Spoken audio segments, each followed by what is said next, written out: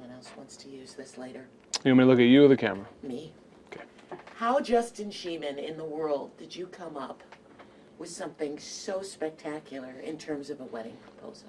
It kind of fell into place. Probably 6 months after I met Diana, I knew I wanted to marry her. She was just the most perfect person at the most perfect time to enter my life.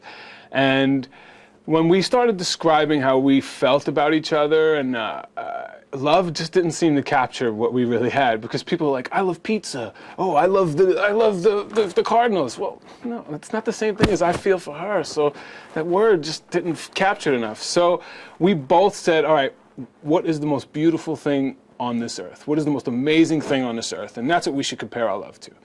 And we both sat and pretty much at the same time said the Aurora Borealis, or the Northern Lights. So from that point on, we always called our love Aurora love. So it wasn't just love. So when we said, I love you, it was more like, I Aurora love you. It was just that deeper feeling of love. So from that moment, I knew I wanted to propose under the Northern Lights. She's a teacher, and I work at a job in radio, and we don't make a lot of money, contrary to what a lot of people believe. So it's kind of it was a dream at the time. I didn't think could become reality. Economy crashed. I lost my job. I had to get another regular job, making $10 an hour, and saving money was tough. But I moved here to Phoenix in January, and Matthew Blades gave me a great opportunity. And since then, I've been saving up.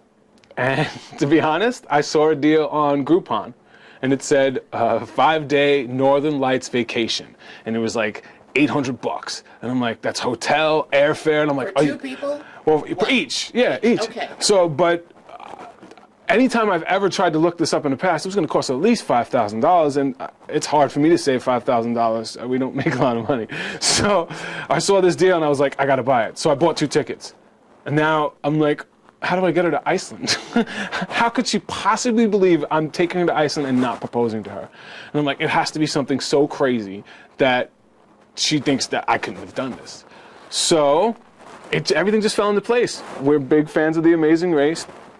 It was on TV, we're watching it, and they said, hey, apply for The Amazing Race. And she was like, it's time we apply again. Like, we applied once 5 years ago. We went to like a live casting.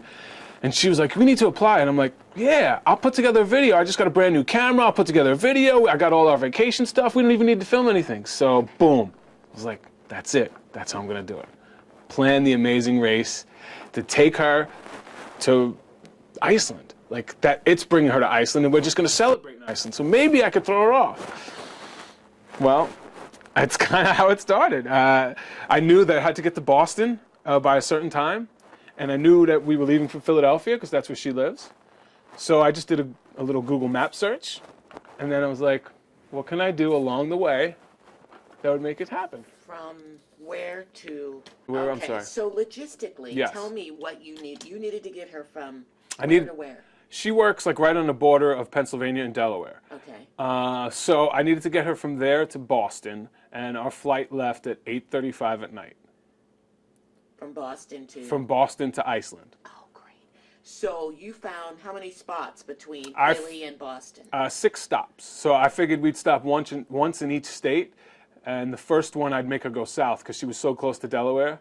So let's go to Delaware. So we started from Delaware and stopped and I set up a task in every state all the way to Boston. Where did you meet up with her? So the way it's set up is I hired a cameraman. I rented the car, the same car they use on the show, and I had him bust into her classroom. And it was supposed to be in the middle of a class with her kids, but she happened to have a teacher's meeting that day. So the principal handed her this thing. Hey, congratulations, you've been accepted to The Amazing Race. I had release forms she had to sign, all this crazy stuff. And so she did that, and it took her to Delaware. And then from Delaware, it sent her to the museum, and she had to find this thing in the museum and pull the clue out of the snake's mouth.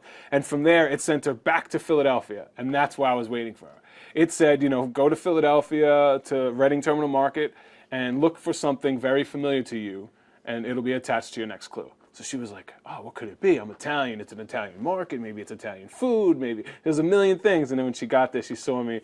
You could just feel there was such an energy. It was such a release. She was so happy that she didn't have to do this alone. She was going to do this with me. And,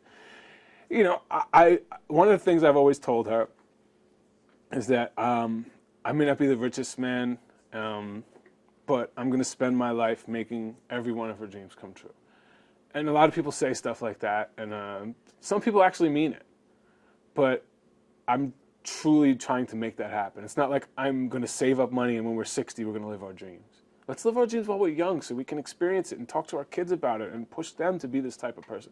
So I just wanted to make this the most special day for her. She's waited 7 years. I mean, 7 years. If I'm going to wait 7 years for something, I want it to be special. So I put all my effort into making this work.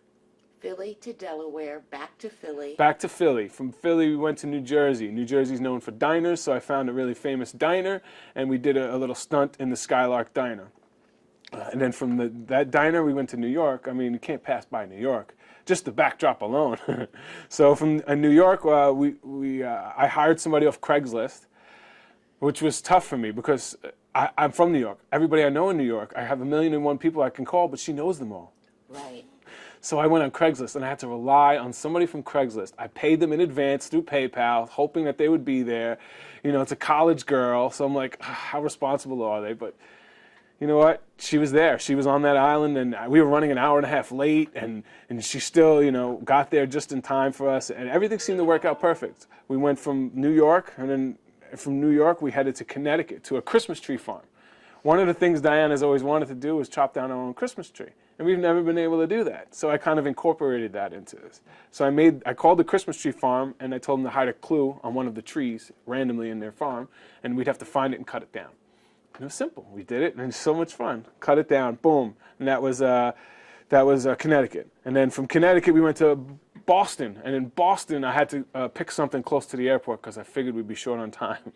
So I found another person on Craigslist. And the ad that I put out, I was like, I have $50 for less than an hour work. I need you to teach me something. Could be anything. So people started sending me stuff, and this girl was like a French. She goes, I know French. I'm like, perfect. Find a French cafe, stand in front of it, hold this sign, and you're going to teach my girl French. So it basically worked out.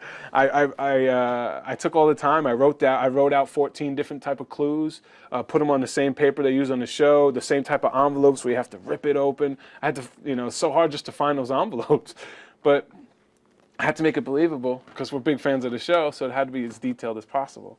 And I kind of do this for a living on a smaller scale. I have handcuffs because we have rules and things like that, but I figured if I could produce a great radio show, why can't I produce a great engagement? So I used what skills I have from my job and my passion and love for her, and it just drove me to do something amazing. I impressed myself because for everything to work out and the timing to work out, and it was really cool. And to rely on strangers who I've never met before, it was stressful, but it was so exhilarating and exciting to see the plan just roll out. And everything worked out, and we got to the airport with 58 minutes to go for an international flight. So I was like, please let us on the flight. You know, you got to be there 2 hours early. They let us on. It worked out. We got to Iceland, and the forecast said no chance at seeing an aurora borealis for the whole time we were there because it was going to snow every day. Weather was terrible. The night we got there, it got canceled. I wanted to propose that night because that was the first night that we kissed. So that was why I wanted to do it that night. Didn't happen, but the next night happened, and the skies cleared up, and we drove for an hour and a half, and it was literally the best Northern Lights show that they've had in 3 years. There was the tour guides were like, "Oh my God!" It was like, "You guys got so lucky. The lights came out. The reds, you very rarely see red, and the reds were dancing for like 20 minutes, and whites and greens, and like everybody was just in awe, and it was just the perfect time to just." You were so nervous you dropped the ring. Yeah, I was nervous, and to be honest, I was kind of cold.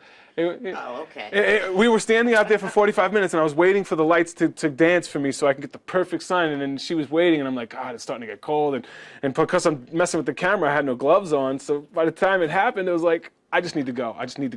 So I just said, here, boom. I just went in, dropped down, and just started doing it. Everything that I wanted to say, nothing came out right. I just started talking.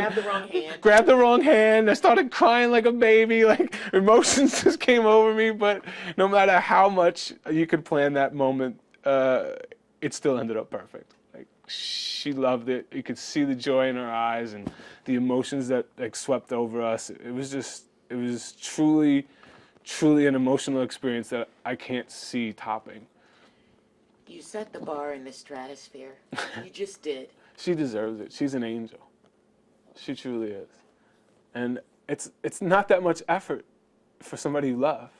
Like, when you say, I would do anything for you, don't say it. Do it. Like, go out and do it. You would do anything for me? Well, we'll take 6 weeks and plan an amazing proposal. Or matter of fact, even better, take 6 days and plan an amazing date. Let's start there. Just do that. And I think that, you know, your significant other would appreciate the effort. How much did it cost? Just the trip in general? Just the whole package. Without the ring, everything costs less than $2,500. No, seriously. Seriously. No, to hire the car, to hire everything. the photographer. $2,500? $2,500. I'm not a rich man. I don't have a lot of money. My girl's a teacher, and I make $3,000 more than her a year. It's not like we make a lot of money, so I had to do it on a budget.